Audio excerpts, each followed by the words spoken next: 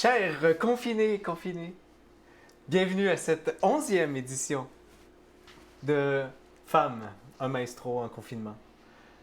Avec votre maestro, Femme. Et votre animateur Benjamin. Aujourd'hui, nous avons une soirée calorifique. Calorifique. Je ne sais pas si vous avez chaud comme nous. On a passé une soirée réchauffée, une soirée calicule, J'avais initialement pensé à réchauffante. soirée réchauffante pour le cœur. Mais je trouvais que calorifique était encore plus à propos. Une des questions de sondage qui va arriver, c'est combien de gouttes de sueur que mon frère aura durant le stream aujourd'hui. Il n'y aura pas de choix de réponse pour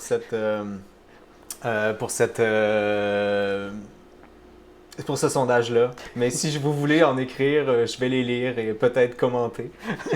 C'est quand même très drôle. Bonjour tout le monde. Merci encore d'être avec nous ce soir. J'espère que vous allez bien. J'espère que vous avez apprécié l'impromptu numéro 3 de Schubert ainsi que le boléro de Ravel en introduction aujourd'hui.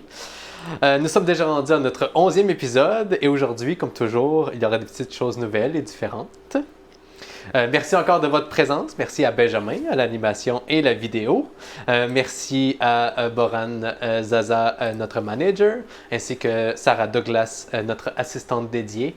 Et Jeanne de Côté, qui s'occupe de la modération du chat ce soir. On a plein de nouveaux gens ce soir. C'est vraiment fun. N'hésitez pas à nous écrire des questions, des commentaires, des réactions, ainsi que des suggestions d'œuvres présentées dans les prochaines semaines, afin de rendre Jeanne occupée dans sa nouvelle tâche aujourd'hui. J'en profite également pour vous inviter à aimer ma page Facebook, Instagram et YouTube. Je suis maintenant rendu à 27 abonnés sur YouTube. 27? Oui. Pas mal. On était à 16 au début du stream, en fait. Donc, tranquillement, à chaque semaine. Un par jour. Oui, à peu près. Par semaine. Un par semaine, oui. Donc, d'ici 100 semaines, on devrait atteindre les 100 invités, c'est ça? Oui. Donc, vous voyez à l'écran, d'ailleurs, le fameux... la fameuse page YouTube en question. Et sur la page Facebook, c'est un bon moyen de suivre l'événement. Vous recevrez une petite notification à toutes les fois que nous sommes en direct, comme toujours. Donc, on espère que vous allez bien ce soir. On a déjà une vingtaine de personnes là, qui se sont, et ça ne cesse de monter, qui sont connectées avec nous. Donc, on reconnaît certains habitués de la place, notamment notre mère, Hélène, qui commence à être une habituée, et évidemment, Caroline. Ah oui, Caroline. Ouais. Caroline, Jean-Philippe, je ne l'ai pas vu encore. Peut-être que... Moi, je n'ai pas accès, en fait, ça ne m'écrit pas toujours quand les gens se connectent ou non. Donc, Daniel l'Italien, wow! Bonjour Daniel, ça fait très longtemps. Ça fait très très longtemps qu'on s'est vu. On est content d'être avec toi ce soir. Donc, est-ce qu'on commence tout de suite avec la première pièce de la soirée? Eh bien, je pense qu'on peut aller faire ça. Lorsque j'ai commencé à réfléchir, en fait, à ce projet, l'idée de diriger le concerto de Schumann pour piano avec l'enregistrement de Martha Argerich et l'Orchestre de chambre d'Europe était l'une des premières choses en fait qui m'est venue en tête. Et depuis, j'ai commandé la partition, je l'ai reçue, j'ai préparé le tout. Cependant, nous n'allons pas entendre cet enregistrement aujourd'hui pour des questions de droit d'auteur, malheureusement. Mais je vous encourage fortement à aller l'écouter. Le lien sera dans le chat. Donc, tu as augmenté les espérances comme ça en disant « Ouais, c'est la pièce que je voulais faire, oui. Mais c'est pas elle qu'on fait. » Oui, c'est la pièce qu'on fait, mais c'est pas l'enregistrement que j'avais en tête. Ah oui, d'accord. Oui. Donc, pour ceux qui ne connaissent pas Schumann, il était un compositeur allemand avec un caractère très dépressif. Il a terminé dans sa vie dans un hôpital psychiatrique pour cause de folie. Ce caractère dépressif et paranoïaque était possiblement exacerbé par l'amitié très très proche de sa femme Clara et de Brahms. Mais apparemment, il ne se serait rien passé entre les deux quand même. Entre qui et qui? Entre Clara et Brahms. Mais ils se sont mariés après. Pour vrai? Ben oui, bien sûr. Non. À la mort de Schumann, Clara est allée se réconforter ailleurs. Moi, je veux un fact-check sur cette... Ok, je vais aller vérifier, mais donc à ma connaissance, et là on va aller vérifier, genre de Facebook, à la mort de Robert Schumann, Clara, qui était... il s'est rien passé pendant, donc tout était platonique pendant que ça s'est passé, et quelques années plus tard, Clara et... mais je vais aller vérifier. Oui, mais je ne suis pas certain. Et donc, Schumann a également perdu l'usage du majeur et de l'annulaire de sa main droite suite à une invention que vous allez pouvoir apercevoir sur le stream, qu'il avait faite pour muscler ses doigts. Et je crois, oui, on peut le voir ici, là, ça a l'air... Ouais. En fait, ce qu'il faut voir, puis là, je vous invite à le faire tous à la maison. Si je vous demande de lever l'index, il n'y a aucun problème. Si je vous demande de lever le majeur, il n'y a aucun problème. Si je vous demande de lever le petit doigt, il n'y a aucun problème. Par contre, si je vous demande de lever l'annulaire sans lever les autres doigts, vous allez avoir un problème. Et je suis capable, un petit peu. Un petit peu. Et en fait, la problématique, c'est une problématique anatomique, là, ça vient du fait que l'os de l'annulaire passe en dessous de l'os du majeur. Et donc, c'est pas possible de le lever sans le lever le majeur en même temps. Mais Schumann n'avait pas cet esprit analytique-là et il s'est dit « Je vais me renforcer les doigts pour réussir à lever les doigts autant que je veux. » Et je pense que la morale de cette histoire-là, c'est de suivre des scientifiques et de faire attention en vous entraînant. Oui, parce qu'à la fin, il en a perdu la fonctionnalité de ses mains d'ailleurs. Il ne pouvait plus, parce qu'il s'est tellement blessé à essayer de se renforcer les mains que ça détruit sa capacité de jouer finalement. Il est devenu compositeur, mais sa carrière de virtuose a un peu arrêté à ce moment-là. Oui, c'est un peu violent comme arrêt. C'est triste. J'ai joué cette œuvre pour la première fois le 1er février 2020, donc il y a à peine quelques mois, à Rimouski avec l'OSE, et c'est vraiment juste de la belle musique en fait. Nous avons présenté à plusieurs reprises récemment des œuvres qui étaient liées à des textes, mais dans le concerto de Schumann de piano, c'est une œuvre qui est qui a besoin d'être tout simplement écoutée pour être appréciée. Je crois aussi, Benjamin, que tu vas jouer l'œuvre à Rimouski dans 2 concerts, un avec Maurice Laforêt et un avec Régent Grenier, et pianiste et ophtalmologiste, en 2010 en fait. Ah ouais! Au Centre culturel de Rivière-du-Loup, au profit de la fondation du... Tout à fait, c'était intéressant comme concert parce qu'on jouait avec pas un professionnel en fait. Le samedi soir avec Maurice, qui est un pianiste très très reconnu, et ensuite le dimanche avec un médecin en fait, qui n'est plus pianiste, qui n'a jamais été pianiste. Il n'était pas professionnel, mais de souvenir, ça avait été vraiment un bon concert. Mais il y avait aussi tout l'aspect émotif associé au fait que lui jouait pour cela. Ouais. Et donc, voilà. Donc là, il y a quelqu'un dans le chat là, qui prend ton côté, Fred, Caroline Tellier, qui dit qu'ils ne se sont pas mariés. Mais ils ne se sont pas mariés ne veut pas dire qu'il ne s'est rien passé. Je vais continuer à vérifier mes sources. Donc, l'œuvre a été jouée pour la première fois par la femme de Robert Schumann, Clara, lors de la première, en décembre 1845, et répétée en janvier 1846, avec Mendelssohn comme chef d'orchestre. Mendelssohn qui est un compositeur qu'on connaît très bien. J'espère que vous allez apprécier les moments calmes et romantiques interprétés par la pianiste Katia Buniastivili. Je m'excuse.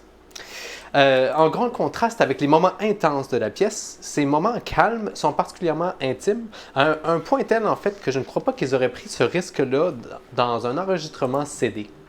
Mais puisque c'était en concert, elle a pris le risque d'être vraiment intime. C'était un mouvement qui était à l'origine une pièce en elle-même.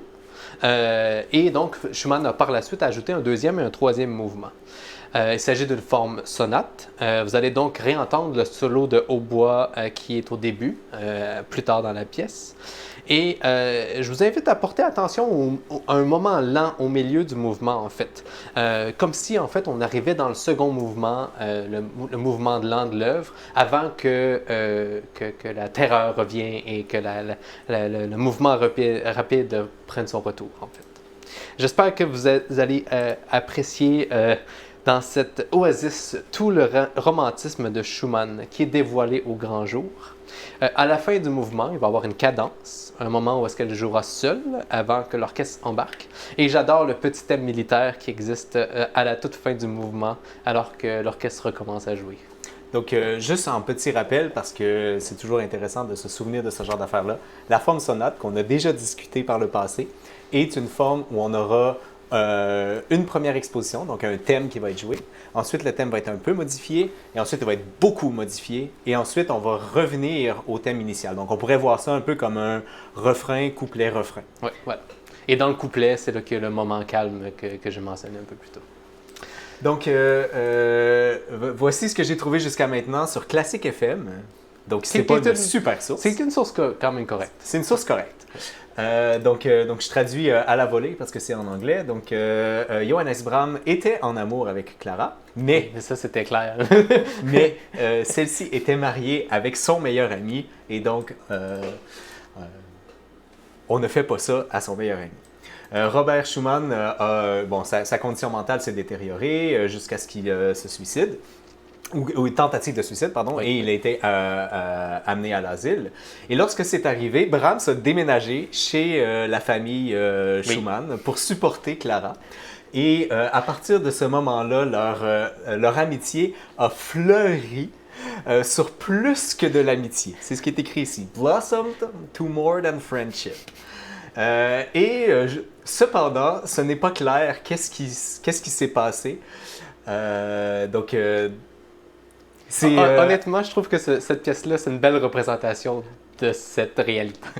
donc, on parle d'un triangle amoureux avec l'amoureux et potentiellement l'amoureuse qui habitent dans la même maison et d'un musicien. Et puis, donc, il se serait peut-être rien passé. Donc, si on est prêt à entendre ce concerto pour piano en la mineur opus 54 par Robert Schumann, premier mouvement avec la pianiste Katia Boniatishvili et le Frankfurt Radio Symphony dirigé par Paavo Järvi. C'est un enregistrement du 23 août 2012 disponible sur YouTube. Je prends une seconde pour dire bonjour à Louis Mathis qui me fait un coucou sur le chat. Bonjour Louis Mathis. Bonne écoute.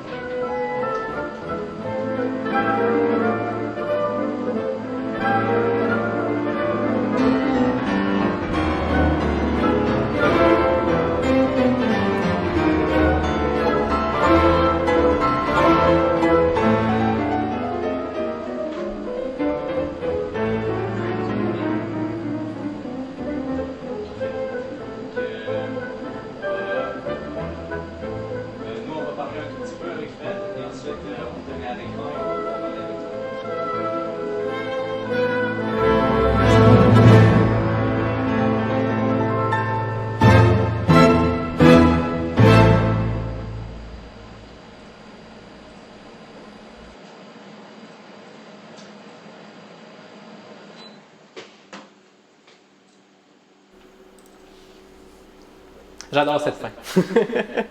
Ben, moi, tu sais, on a tous des compositeurs fétiches.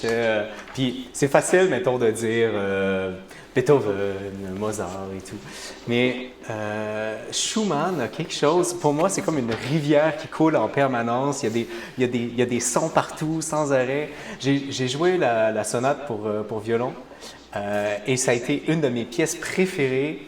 C'est pas au niveau de la difficulté, pas au niveau de à quel point c'est exubérant comme pièce. Juste le fait que la pièce, comment dire, C'est une beauté. À la ouais, base, tu sais, moi, c'est ça, j'ai toujours eu cette impression de rivière qui coule en permanence. Mais comme je disais, il n'y a pas besoin de texte avec Schumann. C'est vraiment c'est de la belle musique en elle-même. Tu sais. Ouais, c'est déjà un texte. Oui, c'est ça. C'est déjà un texte. Est-ce qu'il y a eu quelques commentaires sur le chat depuis le début? Ben, on a évidemment plein de personnes qui trouvent ça super beau.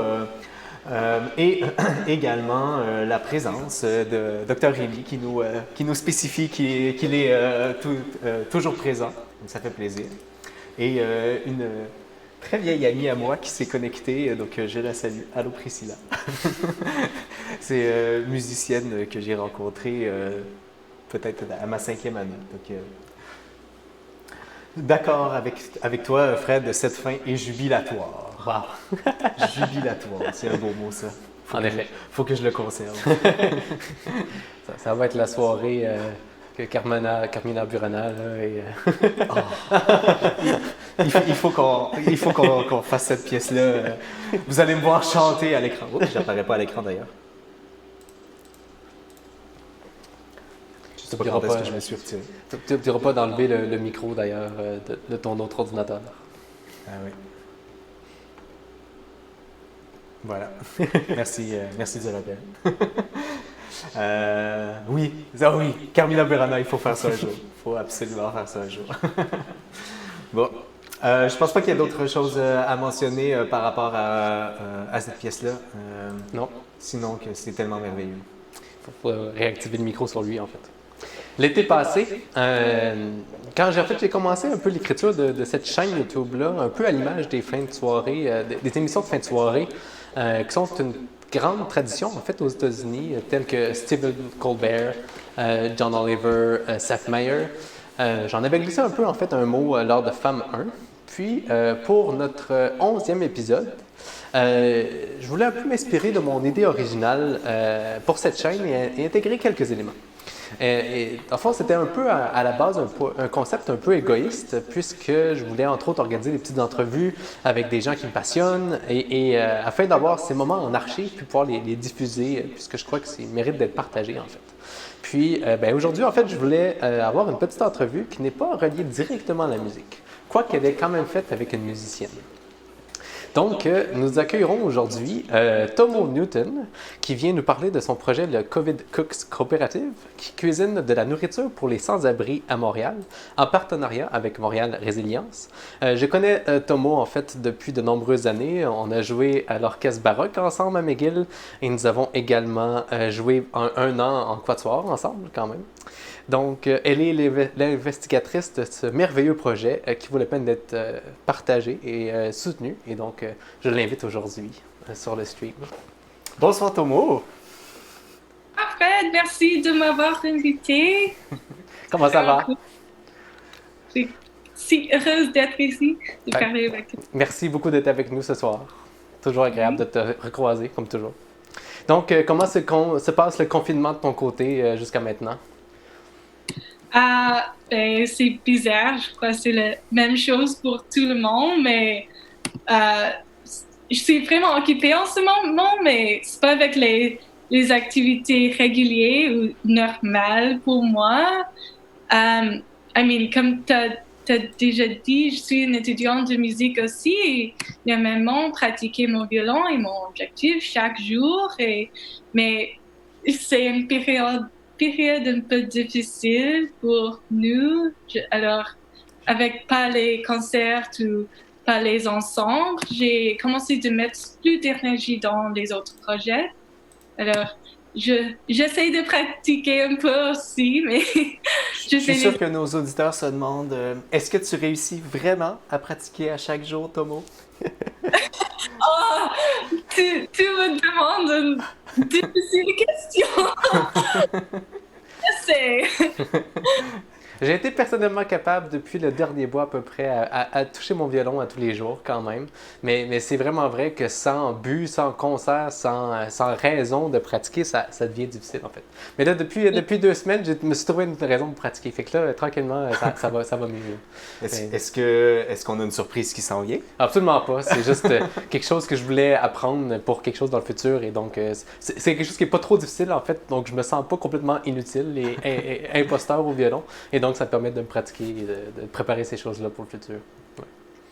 Mais oui, mais Tomo, en fait, parle-nous du projet. C'est quoi le COVID Cooks coopérative, en fait? Oui, alors, COVID Cooks Cooperative, c'est un projet que j'ai commencé il y a 6 semaines. Alors, on va faire notre 7e semaine. Semaine. Alors, mais maintenant, c'est pas juste moi. Nous sommes une équipe de 8 qui organise toutes les activités chaque semaine. Et alors, chaque dimanche soir, nous organisons une séance de cuisine virtuelle pour notre maître communal hebdomadaire. Alors, notre réseau de bénévoles organise une livraison de nourriture et des vêtements à tous les lundis pour Résilience Montréal au Square Cabot, c'est près de Metro Atwater. Et nos bénévoles organisent également les cueillets des maîtres préfères à partir des différentes locations de le plateau Montréal jusqu'à Résilience Montréal. Donc, c'est un peu partout à Montréal et ça apporte la nourriture aux gens sans-abri. Donc, c'est ça. En fait, c'est ce que j'avais demandé. C'est surtout pour les sans-abri, c'est ça? Ouais. Mais maintenant, on a des conducteurs disponibles dans le plateau Montréal et le Myland, Rosemont et Outremont. Alors, c'est pour les quartiers. Yeah. Pour les quartiers, oui, de peu partout à Montréal, en fait.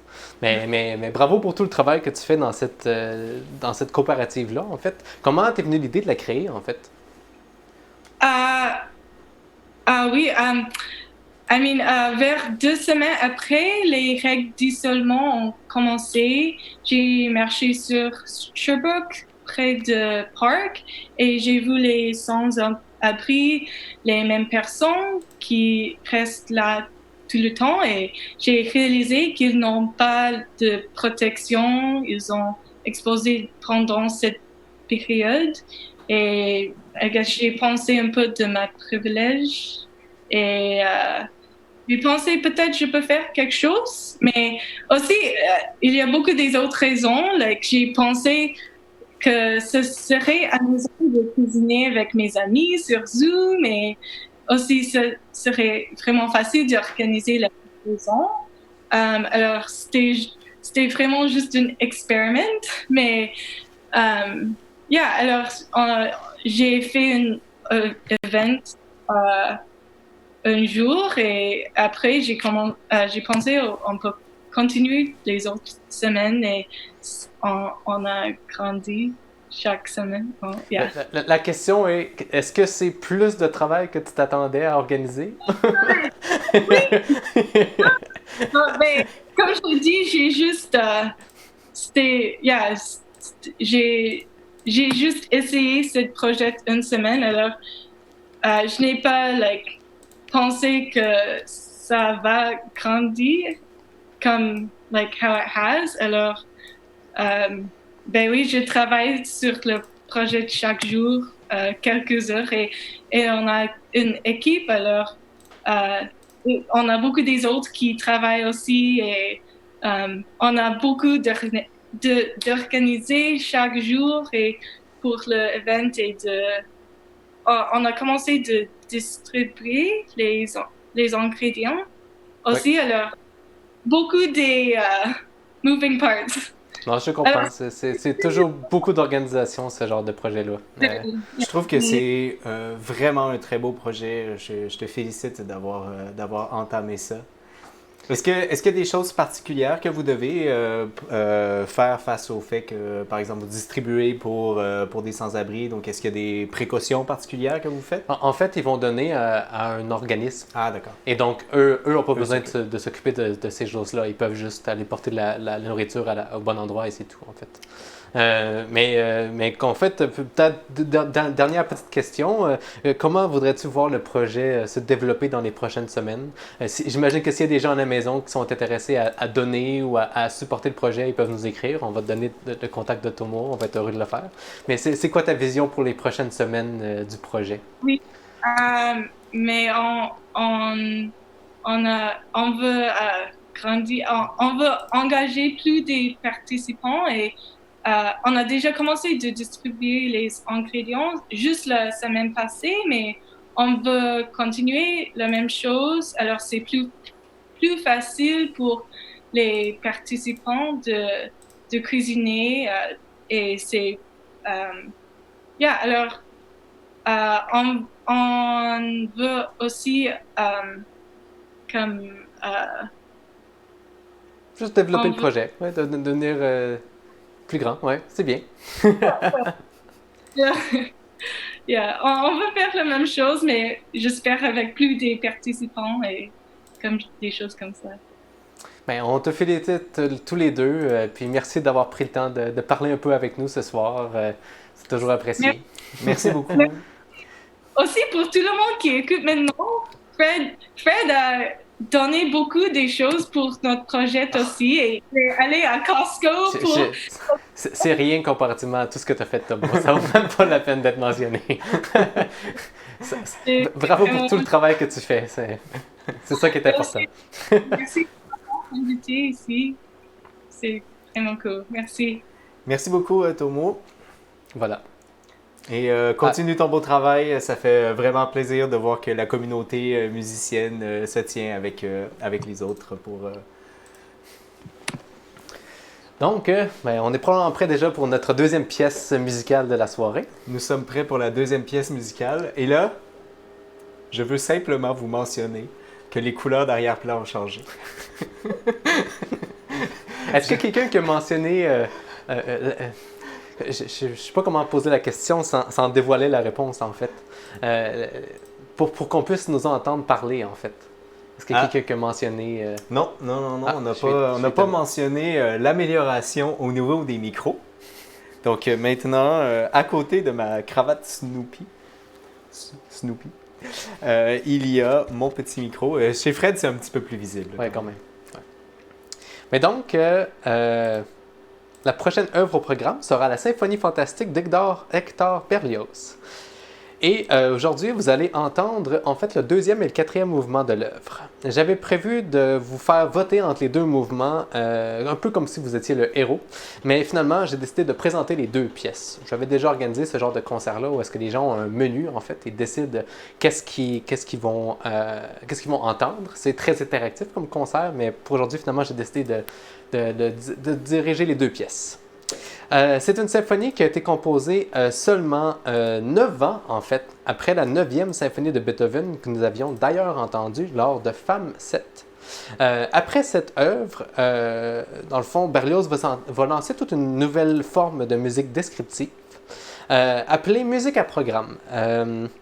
Même si elle existait déjà, en fait, avec les poèmes, par exemple, dans les 4 saisons de Vivaldi, ça va avoir un écho très, très important vers les musiciens des pays germaniques, entre autres, tels que Richard Strauss, que nous avions entendu dans le poème symphonique Till l'espiègle, lors de Femme 9. Le développement en fait, de la musique classique dans ces années est très interrelié. Et il y a eu beaucoup d'autres pièces de ce genre-là par la suite. On a la Moldor qu'on a écouté, on a le Danse macabre qu'on a écouté également sur l'émission. C'est une histoire qui est en 5 mouvements et Benjamin va nous lire en fait un extrait associé aux mouvements 2 et 4. L'œuvre, comme à peu près tout ce qui existe dans le monde, raconte une histoire d'amour. Donc, on m'a demandé de me mettre en plein écran quand je faisais la lecture, donc je le fais. C'est toujours un moment agréable de lire ça. Donc, deuxième partie, un bal. L'artiste est placé dans les circonstances de la vie les plus diverses, au milieu du tumulte d'une fête, dans les paisibles contemplations des beautés de la nature. Mais partout, à la ville, au champ, l'image chérie vient se présenter à lui et jeter le trouble dans son âme. Donc ça, c'était pour la deuxième partie. Et la quatrième partie, marche au supplice. Ayant acquis la certitude que non seulement celle qu'il adore ne répond pas à son amour, mais qu'elle est incapable de le comprendre et que, de plus, elle en est indigne, l'artiste s'empoisonne avec de l'opium. La dose du narcotique, trop faible pour lui donner la mort, le plonge dans un sommeil accompagné des plus horribles visions. Il rêve qu'il a tué celle qu'il aimait, qu'il est condamné, conduit au supplice et qu'il assiste à sa propre exécution. Le cortège s'avance au son d'une marche tantôt sombre et farouche, tantôt brillante et solennelle, dans laquelle un bruit sourd de pas graves succède sans transition aux éclats des plus brillants. À la fin de la marche, les 4 premières mesures de l'idée fixe réapparaissent comme une dernière pensée d'amour impromptue par le coup fatal. On entend alors 4 notes descendantes, représentant la tête du condamné qui roule. Je ne sais pas pourquoi j'ai pensé à Dostoïevski en lisant ça. Ouais, c'est pas si loin. C'est très, très Dostoïevski dans l'approche, quelque chose de très, très sombre, mais très...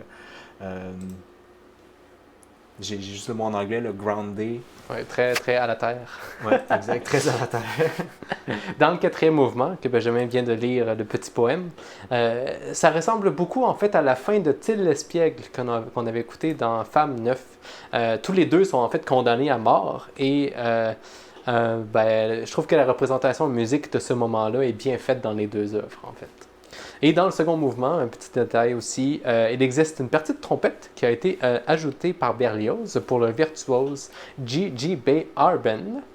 Et c'est une partie qui n'est pas recommandée d'être jouée en fait, puisqu'elle serait trop snob, un peu hautaine, mais je l'aime personnellement et nous allons l'entendre dans la version d'aujourd'hui. Donc, cette œuvre qui a beaucoup d'innovations, qui a changé beaucoup dans l'histoire de la musique. La symphonie fantastique de Hector Berlioz, le deuxième mouvement par le Frankfurt Radio Symphony, le quatrième mouvement avec l'Orchestre Philharmonique de Radio France, dirigé par Myung-Young Chon. Et je tiens à m'excuser auprès des auditeurs. On regrette ma voix radiophonique de la semaine dernière. Oui, malheureusement, on est revenu à une tonalité normale, c'est ça? Oui, exact. Donc, ma voix de Pierre Bruno a été perdue au profit de ma propre voix, ce qui semble être pas glorieux. Donc, je suis désolé. La prochaine fois, on pourrait essayer de descendre nos 2 voix par ordinateur pour voir si ça... Ou il faut que j'essaie de parler volontairement plus bas. Voilà. Bonne écoute. Donc, un bal et la marche au supplice. Bonne écoute.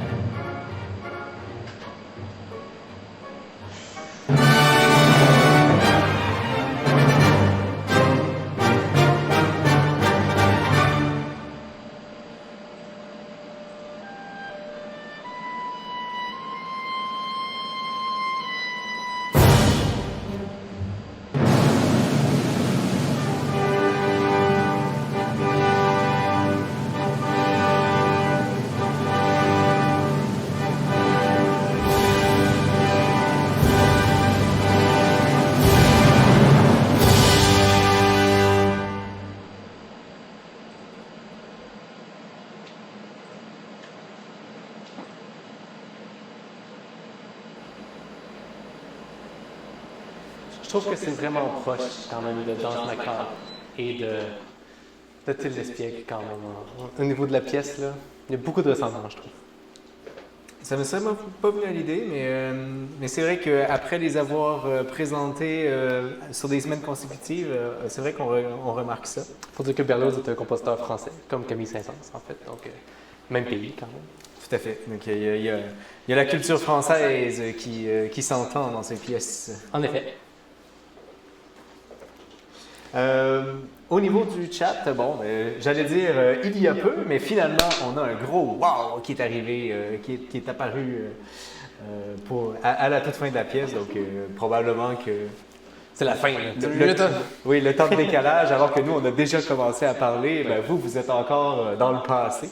Et donc, vous entendez la pièce en rebours. Donc, voilà. Des applaudissements. Voilà. Donc, Berlioz, c'est ça, en fait. C'est du grandiose. C'est du très, très, très grandiose. En fait, dans l'histoire de cette pièce-là, ça a ouvert beaucoup de portes, en fait, où est-ce qu'il y a un endroit, entre autres pour le mouvement qu'on vient d'entendre, le quatrième mouvement, c'est juste écrit que c'est possible de doubler les vents de l'ensemble, juste parce que si le chef d'orchestre est intéressé par ça. S'il les a. S'il les a.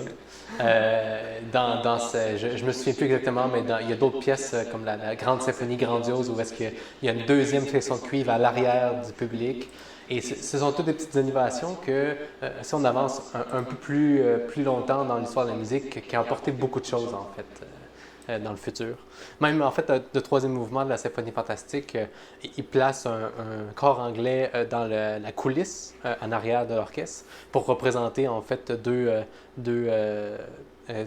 mot que j'avais c'était pâtre, mais des gens qui travaillent dans les champs et qui chantaient un à la suite de l'autre à une longue distance en fait.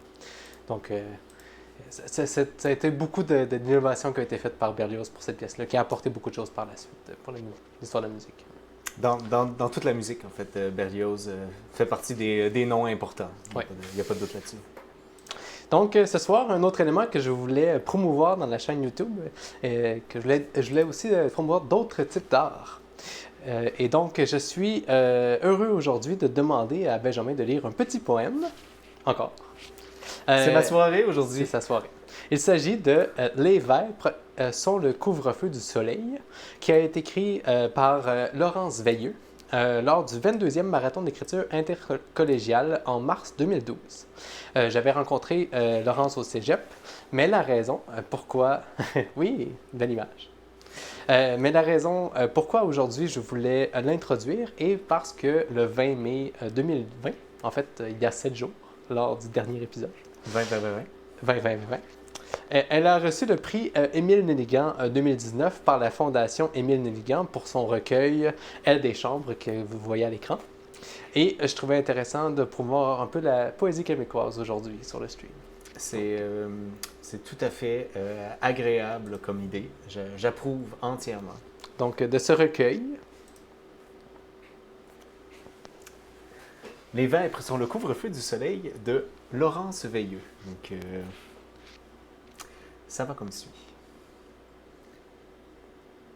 M'écoutes-tu, mon amour? Je vais hurler, tu sais. J'ai besoin de toi tout court. Tu te tais afin de m'entendre gueuler de rage et d'ennui, ou bien je crie pour enterrer tes paroles. Je ne sais pas. J'ai pourtant essayé d'habiller tes rêves de ma lumière. Je me suis intéressé à tes ambitions, ton boulot de geek et tes jeux vidéo. J'ai écouté en souriant les discours politiquement engagés que tu déclamais en lisant le Journal de Québec. Je t'ai aimé lorsque tu me murmurais à l'oreille combien tu me trouvais belle, quand le soleil du matin éclairait mon visage moqueur. Je t'ai envoyé te faire foutre à chaque fois que tu étais fier de... Je déposais ma petite tête sur ton ventre lorsque tu ronflais et que je ne pouvais pas dormir. Je me disais à quel point tu étais beau, mon amour, que je ne m'enlacerais jamais de la chaleur de ta peau contre la mienne. Ma peau décomposée par l'acide, ma peau morte d'attente, ma peau rouge de colère, ma peau mutilée par les chaleurs artificielles. J'écrirai pour nous des étoiles, afin de meubler ce silence vaporeux qui s'installe lentement entre nos êtres. Donc, c'était de Laurence Veilleux. Et si jamais... Les Vêpres sont le couvre-feu du soleil. Je suis sûr que ça ne fait pas partie du livre qu'elle a gagné le prix Nelligan avec, mais je vous invite à la découvrir si jamais vous voulez. C'est absolument magnifique. Si jamais vous voulez en avoir plus, j'imagine que c'est achetable à quelques endroits. Dans toutes les bonnes librairies proches de chez vous. Donc, déjà la dernière œuvre. Déjà la dernière œuvre. Ce soir. Et juste en fait, avant de présenter la dernière œuvre, nous avions souligné nombre de fois la semaine passée la fête de notre mère. Et nous avions un petit quelque chose à souligner aujourd'hui. En fait, demain, ce sera la dernière journée de travail de Jean-Claude Denis, radiologiste à l'hôpital de Saint-Anne-des-Monts, en Gaspésie, ma ville natale, notre ville natale. Et je suis sûr que dans des temps normaux, nos parents auraient organisé une grande fête avec tambours et trompettes afin de faire chauffer le champagne pour célébrer ce moment. Mais donc, dans la situation actuelle, nous voulions quand même souhaiter à Jean-Claude une très bonne retraite. Ça vient de toute la famille, Michaud, Saint-Laurent. Ça fait énormément d'années qu'on connaît la famille des Denis. Ils ont toujours été là autour de nous, finalement. Exactement. Des amis de la famille, de très proches, qui étaient là pour les parties de Noël et tout autres. Donc, bonne retraite, Jean-Claude. On espère que tu prendras le temps de te reposer un peu. Je suis sûr qu'il va continuer de travailler quand même.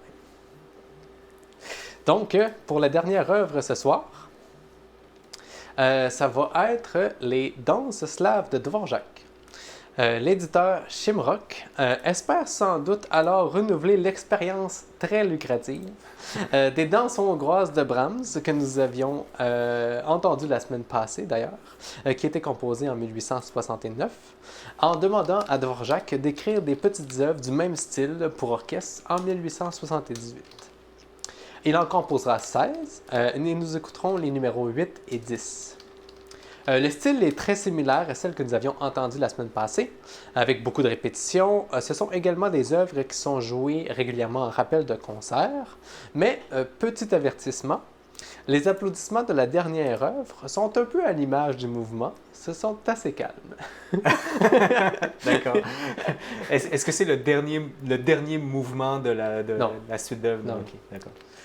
On va finir en une soirée calme, une soirée de chaleur a besoin de... Oui, on peut difficilement s'extasier ce soir dans cette journée calorifique.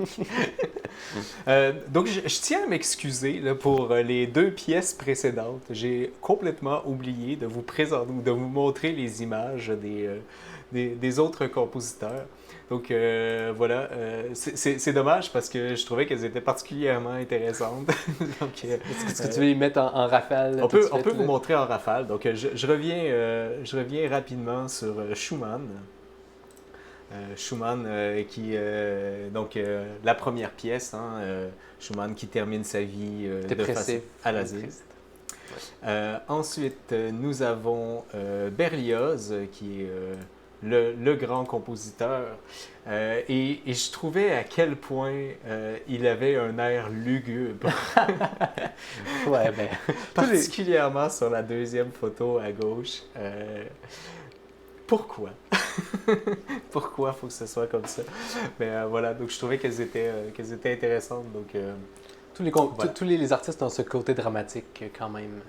Bon, Jean-Claude nous remercie d'avoir mentionné le tout à l'émission. Ça nous fait grand plaisir. On espère que tu vas avoir une super retraite. On sera avec toi en passé demain à 4 heures lorsque tu quitteras l'hôpital pour la dernière fois officiellement en tant qu'employé. Et maintenant, est-ce que tu avais présenté Dvorak? Dvorak, je l'ai mis, mais je peux le remettre une dernière fois. Question de...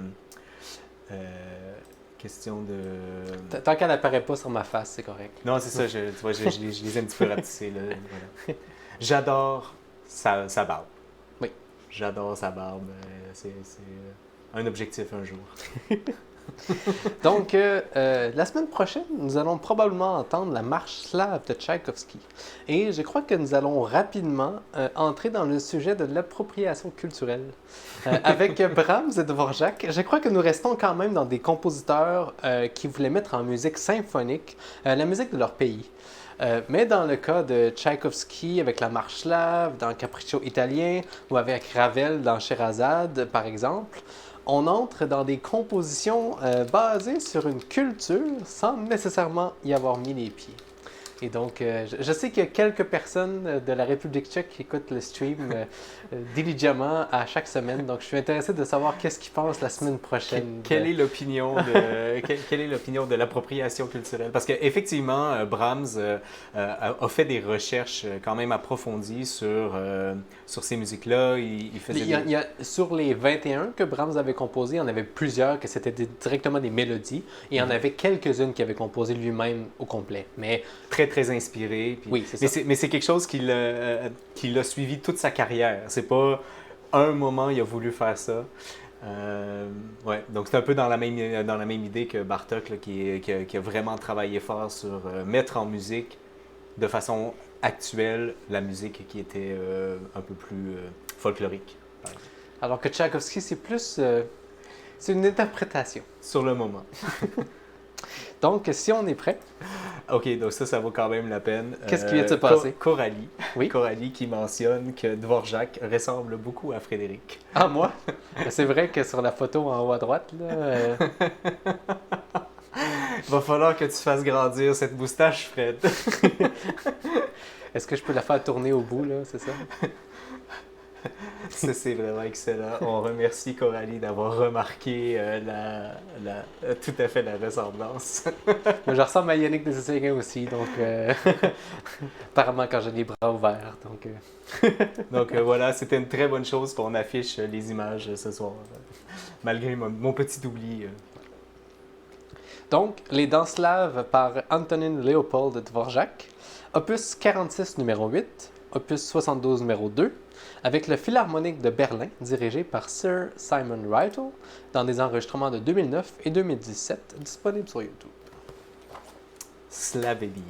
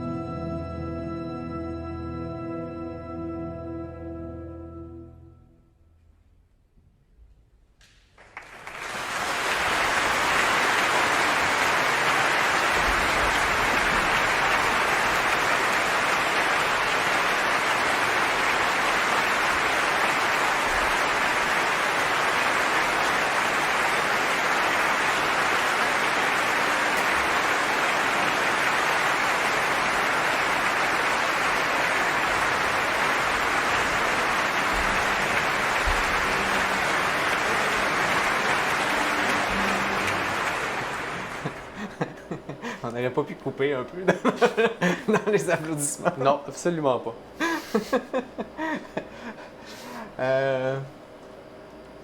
C'est difficile de donner son impression après deux choses aussi contrastantes. Oui. Je pense que le mot parfait, en fait, c'est bonne nuit. C'est poli. Bonne nuit. Bonne nuit, oui, exact. Mais d'ailleurs, Raphaël nous dit bonne nuit parce qu'il va faire son dodo. Bonne nuit, Donc, c'est tombé exactement dans la bonne pièce. Ceci dit, il y a quelqu'un qui a mentionné juste avant, ça part raide. Oui. J'ai fait le saut également, ayant mon son au maximum, donc j'entends pas exactement la même chose que vous. J'entends un petit peu plus fort. Ça m'a surpris. Ça m'a surpris. Mais donc, celle-ci, elle a généré plus de messages que les autres. Ah oui? Donc, on a quelqu'un qui a remarqué notre éclairage. Bravo, l'éclairage sur le mur aux couleurs de l'arc-en-ciel. Ah, oui. J'avais pas remarqué, mais c'est un ça va bien, en fait, qui se dessine derrière Fred. Ouais, il a changé de couleur quelques fois, il faut dire. Ouais. Cette pièce mime un oiseau en vol plané, poursuivi par un cheval en plein galop. Répète donc ça. Cette pièce mime un oiseau en vol plané, poursuivi par un cheval en plein galop. Wow. Je trouve que, en fait, je pense que c'est l'idée des danses slaves. Ouais. S'il y a une phrase qui peut représenter l'idée des danses slaves, c'est exactement cette phrase-là. Merci, c'est Dr. Rémy qui nous fait l'honneur de ce message. On a un public déchaîné. Effectivement, on a un public déchaîné. Tout le monde applaudit tellement longtemps après la dernière pièce. Donc, merde, mais en fait, j'ai oublié de te donner les photos de nos collaboratrices de la semaine, en fait. On n'a effectivement pas les photos des collaboratrices de la semaine. Je suis désolé, on n'aura pas... Est-ce qu'on a une autre solution qu'on peut... Ben oui, je peux directement les appeler via Zoom. Donc, voici nos collaboratrices qui se joignent à nous. Bonjour Boran et bonjour Jeanne. Merci de votre présence, mon Dieu. Boran, en fait, on peut commencer avec toi, si tu veux. Merci d'être avec nous ce soir. Comment se passe le confinement de ton côté? Premièrement, j'aimerais dire bravo, Fred, pour cette très, très belle initiative. C'est vraiment magnifique ce que tu fais à chaque semaine. C'est vraiment inspirant pour tout le monde dans la musique classique. Puis pour moi, en fait, dans ce confinement, j'ai découvert que je suis quelqu'un vraiment introverti. Alors, ça va très bien. Pourtant, te connaissant, Boran, je dirais que introverti n'aurait pas été le premier mot qui me serait venu à la tête. Oui, c'est ça. Puis je pense que tout le monde a l'impression que moi, je suis quelqu'un vraiment extroverti, mais oui, j'ai découvert que c'est pas comme ça. C'est pas la vérité. Donc, tu es très bien actuellement, c'est ce que tu es en train de dire, c'est ça? Donc, tu es heureuse à la maison, tout simplement, tout seul, avec ton copain. C'est ça. Tu sais, avec ma chatte, avec le piano, avec mon copain, ça va très bien, en fait. Ça fait du bien juste de prendre du temps pour s'asseoir, pour penser, juste pour être, des fois. Tu sais, c'est vraiment bien d'avoir ce temps-là. Mais en même temps, je suis occupée. Je travaille toujours. Alors, c'est un très bon balance. Et hormis, ouais, c'est ça. Donc, hormis femme, t'as des projets, t'as un gros projet actuellement ou pas? J'ai pas entendu la question, excuse-moi. Hormis le projet femme, donc ce soir, est-ce que tu as un autre gros projet sur lequel tu travailles? Ah oui, absolument. En fait, moi, je travaille avec l'Orchestre classique de Montréal. Je suis la gérante de marketing là-bas. J'apporte le chandail de l'orchestre, en fait. Et puis, nous avons pour tout le temps du confinement, on avait des concerts virtuels, un peu comme vous faites, avec des artistes canadiens, québécois, mais on vient de terminer une série de concerts, puis nous avons une autre série de concerts qui commence, qui s'appelle Écoutez québécoise. Alors, c'est tout avec les artistes de la musique classique femme du Québec. Nous avons 4 artistes, puis c'est vraiment excitant d'avoir ce projet-là, puis d'avoir des concerts virtuels. C'est un autre c'est une autre expérience, mais c'est le fun aussi de voir où les artistes habitent, c'est comment leur vibe à la maison. Je trouve ça vraiment intéressant. Le stéréo ici. Le cactus. Le cactus, oui, oui. Mais C'est oui, ça. j'avais vu aujourd'hui sur Facebook, entre autres, Elisabeth Pion, qui sera la première soliste la semaine prochaine. Exact. Nous avons Elisabeth Pion le 2 juin sur la page Facebook de l'Orchestre classique de Montréal. Après ça, nous avons l'artiste Valérie Milo. Après ça, nous avons la flûtiste Nadia Labrie. Et puis on termine avec... Une autre personne. Oh Mais- mon Dieu! Donc, dans tous les cas, est-ce que Jeanne va s'occuper de mettre cela sur le chat? Je suis sûr que le lien sera sur le chat. Et merci, Boran, en fait, pour tout le travail que tu as fait sur le stream. Ça a été la première modératrice du chat et j'espère que tu trouves que la qualité visuelle et auditive a amélioré depuis les 3 la derniers première. mois, en fait. Tu viens de la première stream, puis ça a vraiment changé. C'était vraiment une très bonne idée d'avoir Benjamin avec toi pour avoir les discussions.